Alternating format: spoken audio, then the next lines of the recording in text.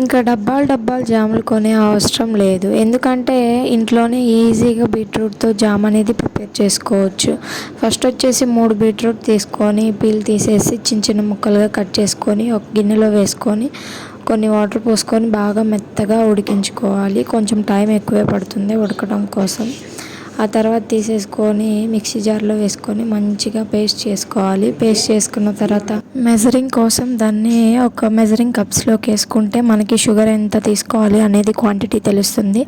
నాకైతే ఒక 3/4 కప్పు వచ్చేసింది. దాంట్లోకి ఒక 1/2 కప్పు బెల్లం పౌడర్ వేసేసుకొని బెల్లం అంతా కరిగేదాకా ఒక 2 మినిట్స్ ఉడికించుకొని లాస్ట్లో కొంచెం సాల్ట్ అట్లాగే ఒక చిన్నగా నిమ్మకాయ పిండుకున్నామంటే చాలా అంటే చాలా హెల్తీగా టేస్టీగా బీట్రూట్తో జామ్ అనేది రెడీ అయిపోతుంది. ఇంకా మిగతా ఫ్రూట్స్తో కూడా జామ్స్ ఎలా తయారు చేసుకోవాలో నెక్స్ట్ వీడియోస్లో చూపిస్తాను. Thank you for watching.